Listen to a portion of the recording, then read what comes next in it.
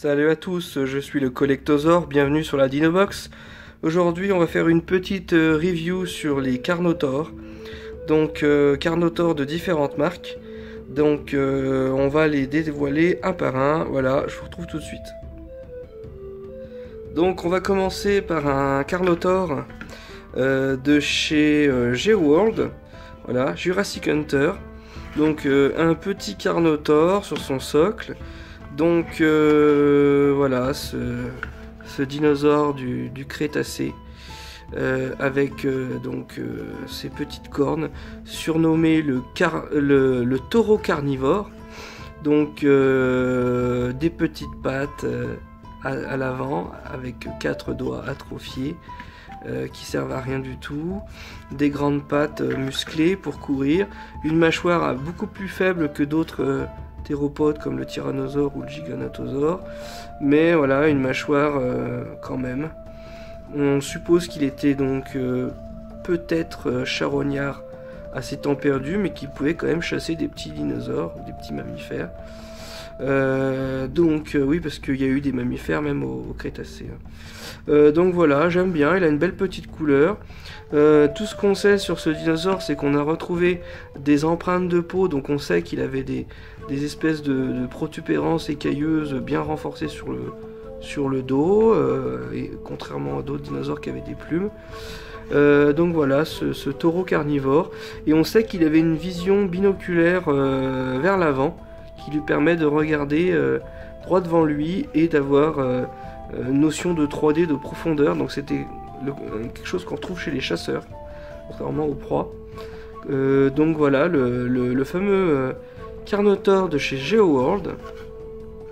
Donc pour moi, si je devrais donner une qualité un petit peu comme la qualité des dinosaures dans Jurassic World The Game, ça serait donc une figurine de qualité ordinaire, voilà. Ensuite, on va continuer avec une figurine de qualité rare. Donc c'est un Carnotaur de chez Safari, The Carnegie Collection. Donc voilà, Carnegie Collection. Donc il est super beau. Donc là on est un cran au-dessus au niveau de la qualité, parce que je vous dis c'est pas une qualité ordinaire, c'est une rare qualité. On peut voir les détails au niveau des muscles, de la peau, c'est vraiment bien foutu, les petites pattes, tout ça, les grosses pattes arrière, la queue, des espèces de protubérances sur le dos, un petit peu avec des grosses écailles renforcées, c'est ce qu'on sait ce qu'il avait.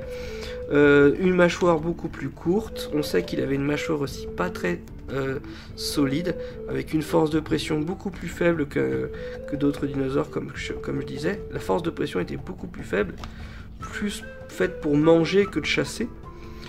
On peut voir ces deux petites cornes sur la tête. On peut voir aussi qu'ils ont respecté la vision binoculaire, puisque quand on le regarde comme ça, on a bien les deux yeux qui vous regardent de face. Voilà, donc il est bien foutu. Un plus gros modèle surtout, hein, voilà. Alors la queue au sol, c'est juste une histoire pour qu'il tienne, hein, c'est pour la stabilité. C'est vrai qu'ils auraient pu en faire un comme ça qui tient, mais il serait tombé sans arrêt, donc c'est plus pratique, hein, pour le poser avec la queue. Donc voilà, The Carnegie Collection Safari, je le trouve super bien.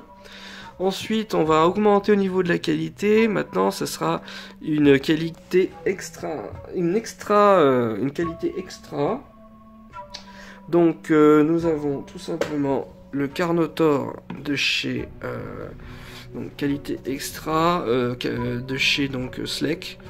Donc ça, c'est un modèle. On peut voir qu'il a la mâchoire articulée. On peut voir qu'ils ont bien justement mis en valeur ce qu'on a retrouvé sur sa peau, c'était ça, des grosses écailles, des grosses machines. Donc ils ont bien mis en évidence qu'il avait une bonne grosse écaille, costaud, voilà. On peut voir ses pattes de théropode, donc des pattes d'oiseau, hein, avec la petite l'ergot, voilà, qui sert à rien. Sinon, vraiment super. Là, on peut voir que ce modèle est cool, puisque c'est un modèle équilibré avec la queue. Donc celui-là, il n'a pas la queue qui sert de trépied, mais il est équilibré sur ses 2 pattes. Donc on a une qualité encore supérieure.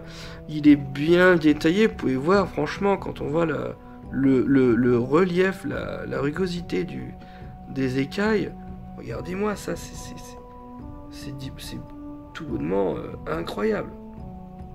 C'est magnifique. Franchement, bravo les Allemands, bravo Schleck. Même si c'est fabriqué en Chine, c'est ensuite peint en Allemagne. Donc voilà, on peut voir, hein, franchement, il est bien foutu. On a toujours ces petites pattes comme ça, parce qu'on a retrouvé, donc, d'après les squelettes, les petites pattes sont orientées vers l'arrière. Ça va rien, elles pendouillent comme des moignons. Vous avez aussi ce visage avec ce crâne court qui est bien respecté. Donc voilà, vraiment, on a un cran au-dessus, on est vraiment bien avec ce Carnotaur. On va continuer, c'est toujours du Schleck, toujours une qualité extra, voilà, une extra plus, on va dire, qualité extra plus, puisque là, ce coup-ci, on a une rugosité de la peau. Ça veut dire que quand vous touchez, là vous vous rendez pas compte, mais c'est rugueux comme si vous touchez la peau d'un iguane. Il y a une certaine rugosité. Je vais essayer de vous montrer de près, comme ça. Voilà. C'est rugueux, en fait. Il y a un côté vivant, là, comme de la chair, en fait. Donc là, on peut voir, le détail des pattes est encore mieux fait. Donc c'est pour ça que c'est... Regardez la différence entre ces pattes-là et ces pattes-là. Donc là, on est un niveau au-dessus. Attendez, j'essaye de faire la mise au point. Voilà. Niveau au-dessus, au niveau des pattes, tout ça. Donc il respecte bien l'ossature qui est dessous. Hein. On peut voir la mâchoire qui est toujours aussi articulée. Voilà, mâchoire articulée. Cette mâchoire courte, tout ça. Vous reconnaissez d'emblée un Carnotaur avec son profil. Hein. Un crâne court. C'est ces 2 cornes qui partent comme ça. Donc celui-là, ils l'ont fait un petit peu moins carapassonné que l'autre. Voilà, qui est quand même bien détaillé. Il a aussi pas mal de petites excroissances, tout ça. J'adore son côté un peu métal avec ses excroissances comme ça. Donc une bonne musculature, de la bonne patte avec des bons ergots. Une bonne queue. Il est aussi toujours dans le côté équilibre, il tient à 2 pattes. On peut voir son équilibre. Et en fait, pour vous dire, ce genre de bête, quand ils étaient à l'arrêt, ils pouvaient se tenir légèrement en arrière pour équilibrer le poids. Bien sûr, quand ils couraient, ils étaient déséquilibrés, c'est ce qui fait la course. Vous-même, quand vous êtes à l'arrêt, vous êtes droit, hein, en tant que bipède, et quand vous courez, vous penchez le buste vers l'avant.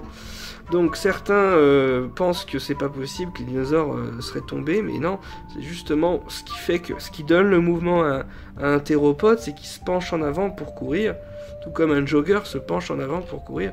C'est le déséquilibre qui vous fait avancer en fait. Donc courir surtout. Donc voilà, bien reproduit, des bons mollets, des bonnes cuisses, il est magnifique. Pour moi, il y a un niveau au-dessus au niveau de la qualité.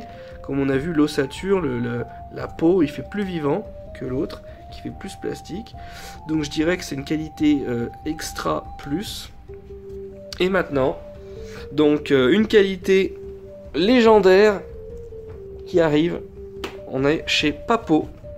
Alors là, la qualité n'est pas approuvée. On est chez Papo. Alors, je vais faire un petit peu de place. Je vais virer les autres Carnotaurs dans le fond. Donc, celui-là, ce modèle est un peu plus petit quand même, mais au niveau de la qualité. Donc, on a un respect de la posture. On voit l'équilibre de la queue. On peut voir au niveau des dents, la petite mâchoire, les cornes. La mâchoire est articulée aussi. Vous pouvez voir la rugosité du visage, de la peau, les dents, les griffes, les cuisses, la musculature. On peut retrouver ce qu'on retrouve chez les dinosaures aviaires au niveau de la musculature, de l'ossature. Regardez les plis de peau. On peut même distinguer les côtes. Vous pouvez distinguer les côtes là-dessous. On peut voir un peu aussi toutes ces fameuses... ce petit côté carapassonné qu'on a sur la peau. C'est grâce au Carnotaur qui a été trouvé en 1985, si je me trompe pas. Ouais, 1985, qu'on sait qu'il y a des dinosaures qui avaient une peau écailleuse. Voilà. Donc, parce qu'on a retrouvé des empreintes de peau. Alors, on peut voir aussi ces petites pattes avec 4 doigts. Hein, c'est typique du Carnotaure, 4 doigts. Comparé au T-Rex qui a 2 doigts. Allosaure 3 doigts, Vélociraptor 3 doigts. Donc, voilà, magnifique. Là, il est dans une posture en train de chasser, en train de courir, vraiment magnifique. Au niveau de l'anatomie, voilà, donc vraiment il y a un plus, c'est une qualité légendaire, parce que comme je vous ai dit, comparé à l'autre qui est quand même très bien, il y a quand même là plus de détails au niveau de la musculature, on reconnaît, on sent qu'il y a des os en dessous, on sent que c'est vivant, voilà, la posture est juste magnifique, et en plus pour vous dire, là on a un respect total de la vision binoculaire, avec les yeux, il vous fixe dans les yeux. Voilà le Carnotaure. Donc ce Carnotaure qu'on verra dans Jurassic World Fallen Kingdom. Donc voilà. Donc super. Voilà. Donc petit résumé rapide. Nous avions un Carnotaure GeoWorld qualité ordinaire. Ensuite nous avions un Carnotaure Safari rare qualité.